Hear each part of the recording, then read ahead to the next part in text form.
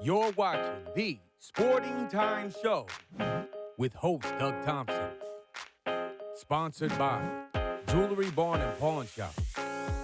Good evening and welcome into the Sporting Time Show. I'm Doug Thompson. Alongside me, Taron Johnson. Good to see you again. Hey, Doug. Great to be back with you as always, my friend. You know, it's been a busy week. We're actually in the midst of district baseball, which as we speak right now, a big Warren East versus South Warren game is going on. The winner of that game automatically goes to the region tournament. Yeah. So this is huge. Yeah, absolutely, Doug. That's definitely, all regular season long and in the offseason, everything boils down to this game for those two teams. And it all comes down to 9 innings. How do you play? And, definitely high stakes. Yeah, and at the conclusion of our show, don't leave before the end of our show, but after the show, head out to Greenwood High School. That's where the district is being played. And it should be very interesting. Warren East has won 2 games against South Warren during the regular season, but that means nothing, right, at this point. Yeah, Doug, I was thinking about this earlier this week, but really baseball and softball, for that matter, are like the only sports that we see, that we cover, high school sports, where, one person can dictate the outcome of a game. If your pitcher is on fire, then they can shut down an opposing team, an opposing offense. And that makes the postseason, in my opinion, even more exhilarating, even more exciting, because you never know what's going to happen. You don't, and really the strategy comes in when you hit the 4th region, because you have to win multiple games, you have to have multiple pitchers. Who do you pitch first? Who do you hold back? Now, Bowling Green doesn't have that problem. They've got pitchers lined up. They have 3 pitchers that are under a 1-point ERA. Oh my gosh. 3. That's absurd. Right. That is absurd. Bowling Green, the Purples as a team, they have a lot of stats that are just ridiculous. They're eye-popping. That is certainly one of them. But yeah, they have a stable of really high caliber arms, and that bodes well, especially in the postseason. Yeah, so you and I were supposed to start talking about softball right off the bat. But hey, crazy thing happened. One of the things I love about the Sporting Times, probably my favorite, is crossing paths with student athletes that we covered, and we're in our 17th year, right? So I got tomahawked by my 3-year-old grandson in the face, and I chipped it to my front tooth, and I go to my dentist. He's not available, but walks in another dentist by the name of Derek Hayes, right? And I'm like, I know Derek Hayes. Well, Derek Hayes played for Bowling Green back in the mid-2000s. He's a dentist now. Come on. Right? He's a fantastic dentist. Wow. Go see Derek, right? Yeah, absolutely. Briarwood Dental. Absolutely. But he fixed me up yesterday. It was amazing. And then his brother, Devin, younger brother, was a star quarterback for Bowling Green, one of the best quarterbacks ever, right? Wow. He just finished law school. Really? Graduated law school this past spring. So way to go to the Hayes brothers. Yeah, the Hayes brothers. Right? These are things that you don't expect, but it's so much fun to cross paths. And, man, there's a lot of student athletes out there that are doing very well. Yeah, absolutely, Doug. Absolutely. Doing very well, but that is awesome. The Sporting Times, as established as the Sporting Times is, to run, cross paths with young men and young women that you covered, however many years ago is always a treat, I imagine. It's awesome. Let's begin talking a little softball. When we come back after our interview with Wes Sanford, we'll continue on, but it is all South Warren when we look at the top, right? I mean, they're 30-1.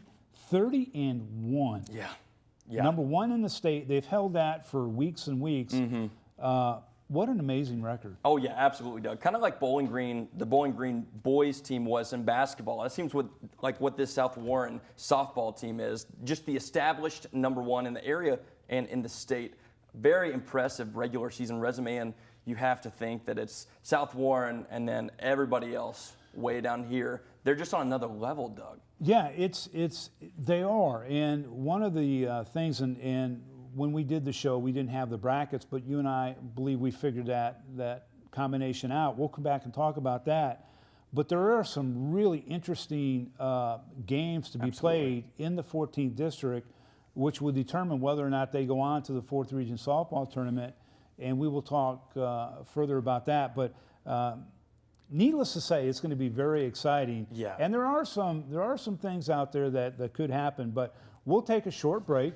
When we come back, Wes Sanford, in his 15th season as the head coach of the Warren East Raiders, will join us right here on WNKY NBC 40. We'll be right back.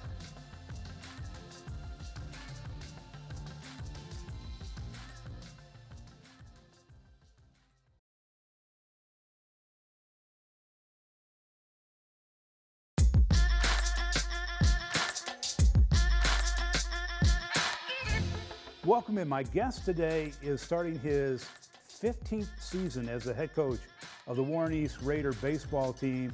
Very successful year this season.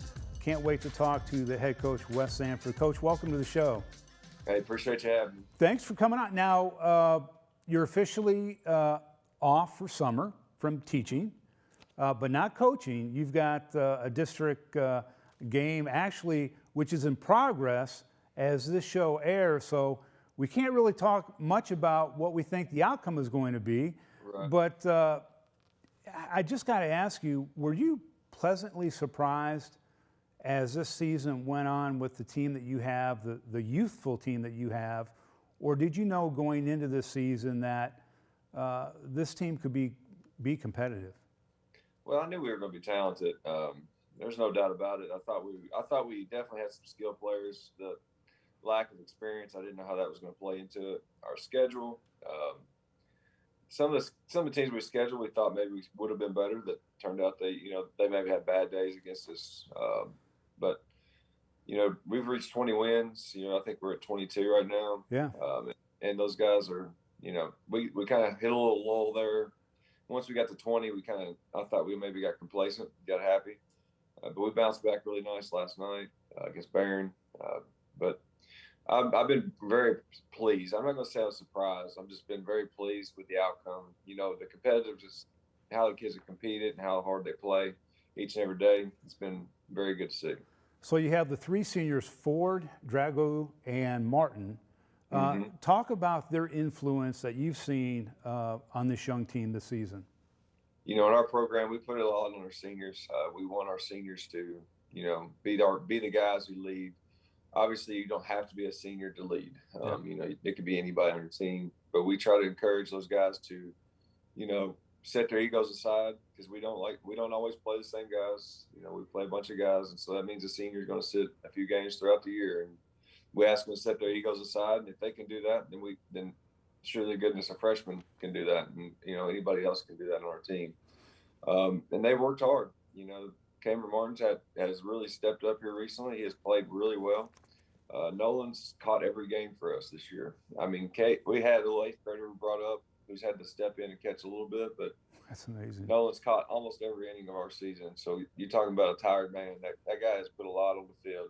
And obviously you've seen Brady's numbers and what he's done for us on the mound. And, he's given us a chance every time he's been on the mound. And hopefully he's going to continue to do that. We'll get back to Brady in a second in pitching, but Chase Carver, just a sophomore, I believe leads the team in the batting average of .402. Then you've got Maddox Tarrance, I believe, Yes, freshman, sir. .366, and then Drake Young, a sophomore, .320. These guys, were freshmen or eighth graders when they missed last season. Right. Where did they get, the ability to see the ball so quickly and really get into a groove, not just hitting the ball, but hitting the ball really well? Right. They played a lot of baseball. All those guys you named off, they played in the summer. They played in the fall. They played a lot of baseball. So even though we didn't get a season last year, they were able to play. Now, they weren't playing against 18-year-olds. They were playing against guys their age. But they were still getting a chance to see baseballs coming in. And, they put in a lot of time in the offseason working on their swings, a lot of those guys that you mentioned. And, Chase, we didn't have him for about a week and a half. We lost him. So we got him back last night, and he came back out and had a really good day. I think now we have about 5 or 6 guys in our lineup over 300 after last night. Tucker Stringfield's another one. I don't think he named him. He's somewhere in that 350 range right now as well. He's a freshman. So there's a lot of guys just, stepping up and just really just having good at bats and just trying to compete, trying to take the pressure off of them and let them play. Coach, we got about 30 seconds left. It's got to make you feel really good, not only about this season, but know what you've got coming back next season with this young crew. We just got to keep them hungry. You know, you can't just be complacent and say, hey, we won 20-something games this year, we're going to be fine. We got to be hungry. We got to keep in mind what we really want to accomplish, and hopefully those young guys will continue to mature and we'll grow to be a really good team. Yeah, it's a really fun season to watch. When we come back from break, I'm going to ask you about the 4th region, the 14th district, how these teams in the 14th district are pretty much at the top of the 4th region, and also some other hidden nuggets I want to ask you about. We're going to take a short break. When we come back, more of the Sporting Times right here on WNKY NBC 40. We'll be right back.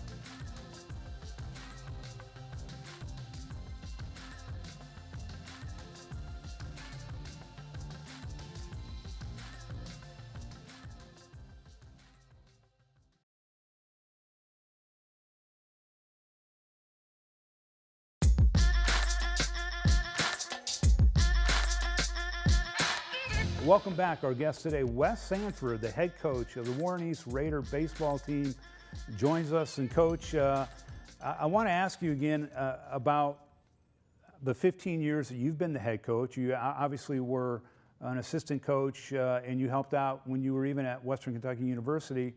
As a head coach, has your style changed at all? Has your delivery changed at all over the years?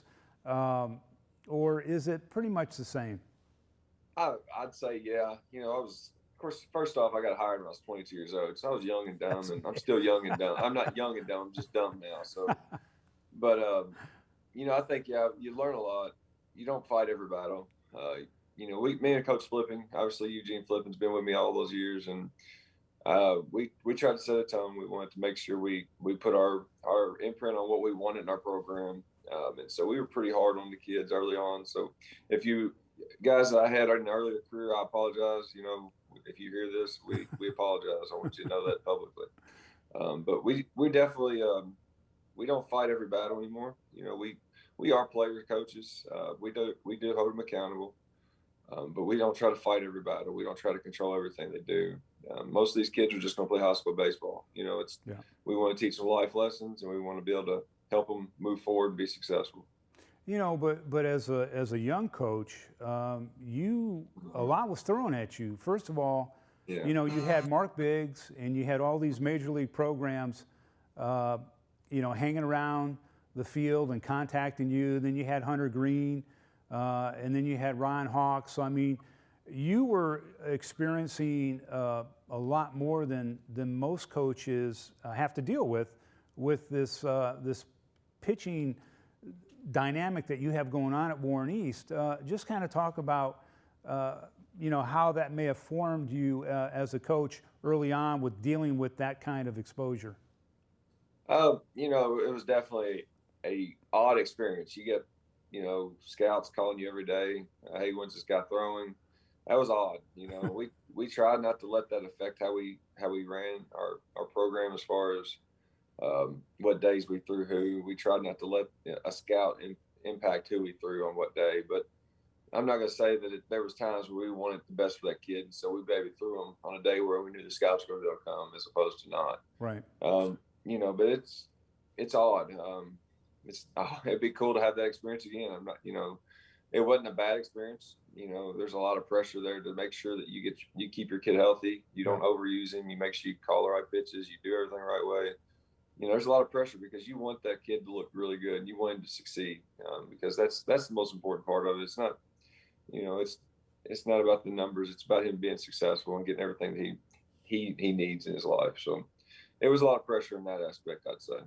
Well, it was a lot of fun. And then, of course, fast forward to 2021, you come out of a season that didn't happen in 20. Mm-hmm. And all of a sudden, you look at the 4th region, and you've got Bowling Green at the top, Russell County, but then you've got East, South, and Greenwood on the top of the 4th region. And it seems like all three of the teams, East, you guys, South, and Greenwood, are really playing good ball towards the end of the season. Yeah, I mean, I think we're all very similar teams.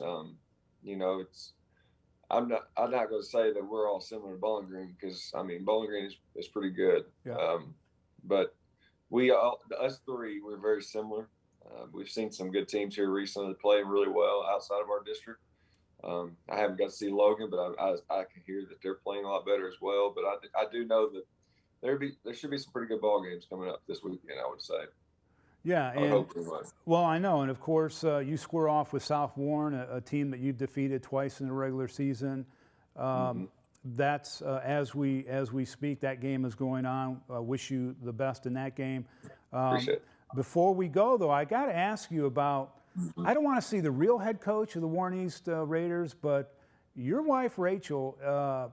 She's a huge supporter, and every time I talk to her, she knows exactly what's going on with the program. Is she making any calls? Is she calling pitches or doing anything? She sits right by the dugout and tells me exactly what to do. She takes notes, tells me what I did wrong when I get done. There's a lot of times I'll get mad, sleep on the couch. I just get tired of hearing how bad I do every night when I get home. She's awesome. She keeps me straight, and I love her to death. You know, she's my right hand man. You know, and so yeah, she's been very good for helping me stay organized and keeping people informed and just, you know, being a supporter. She's always my biggest supporter. Well, she's fantastic. Coach, thank you very much. We're out of time. Good luck in postseason. Thank you.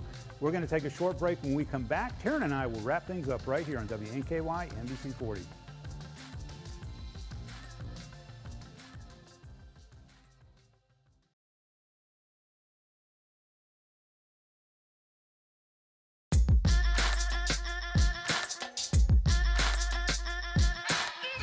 Welcome back to the show. Thank you to Wes Sanford for coming in today as he gets ready for a big district showdown with crosstown rival South Warren Spartans. You and I were talking a little softball, and we had to do some math. Amazing that we still don't have the bracket yet for softball. Yeah, you know, it's easy. I guess it's easy maybe to determine. We don't know 100%, but yeah, it is kind of like, I mean, it starts next week. You would think that we would have it by now, yeah. So what we have is we have Greenwood and Warren East will play. They split during the regular season. And look at Greenwood has come on very, very strong, very, very solid team. Bowling Green and Warren Central will play. Warren Central, you know, having a tough go at it this season. But it's a new season. Yeah. Right? It's yeah, postseason. absolutely. Anything can happen. And then the winner of the Bowling Green Warren Central game will take on the #1 team in the state, South Warren. It's not much of a reward, Doug. It's no reward. I mean, it's like, yikes. That's tough, man. Right. That's tough. That's tough. Hey, but you get another game to play, and for the seniors on whatever team winds up winning that play-in game, that's another game to play. Huge. Yeah. Yeah, it really is. But let's look at the Greenwood Warren East. Like I said earlier, they split during the regular season. Warren East they've gone basically 3-5 towards the end of the season here, and they still they have a couple games left yet. But yeah, it's not typical Warren East. Yeah. But if they can get by Greenwood and they get into that game against South Warren, it'll be very interesting. And not handing South Warren a free pass into the finals, but for sure, they're 30-1. Yeah, I mean, you got to be honest and say they're the best. Yeah, you know, Doug, earlier I said South Warren was head and shoulders above everybody else, and that's not a slight to any of the other teams in our local area, more so a compliment to the Lady Spartans. But you look at Greenwood and Warren East, those are both 20-plus win teams in this regular season. You know, they're no slouches, they're no pushovers, and I'm really interested to see just how competitive, assuming South Warren advances, which we all believe they will. I'm very interested to see you know, how that District 14 championship game looks, how competitive it is, and you never know. Yeah, you never know. And Greenwood's won the last 8 out of 9 games. Yeah, so, I mean, they're on a tear Lady here Gators as of late. are playing well, and that's what you want. You want to play your best ball towards the end of the season. Without a doubt. Now, you and I kind of jumped to baseball a couple segments ago, and I had mentioned Bowling Green. They're top 5 in the state, but their pitching is amazing. when you have 3 guys under a 1 point ERA. But as we look at the other teams, of course, South and East are going to square off right after this show.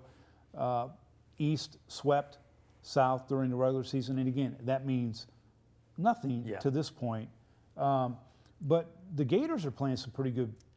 Coach Jaggers has got them playing some good ball as well. He sure does. Coach Jaggers is the man. I absolutely love working with him. But this District 14, Doug, it's no surprise, but just pointing this out because it's worth mentioning. You got 4 different 20-win teams, 20-plus win teams over the regular season. That's strong. And that bodes well for a very competitive and entertaining District 14 tournament. Well, you think about this for a second, and we've run across this before, but, you've got 4 districts in this region, and you've got 4 teams, in the top. Russell County right now is second behind Bowling Green. But besides that, then you've got, South, Greenwood, and East, maybe not in that order, but you've South, East, and Greenwood, It's really, really good baseball. And it's a shame that only 2 get to advance. It sure to the is, fourth man. region. It sure is, Doug. It's like, in college basketball when a conference has a lot of good teams and only a certain amount make it to the tournament.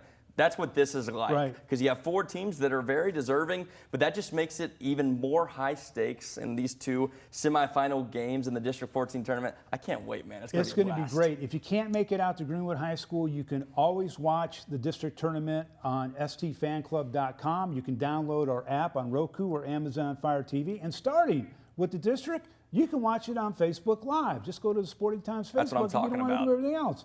But it's going to be a great week. Next week, we have the Toyota of Bowling Green Scholar Athlete Show. You and I, the entire show, 12 Superior student athletes. They won't be here, but we'll have pictures of them. Phenomenal. But it's going to be a great show. So good seeing you. Hey, great being with you, Doug. All right. For Doug Thompson, Taryn Johnson, have a fantastic week. We'll see you next week, same time, same place, WNKY, NBC 40. Have a great week.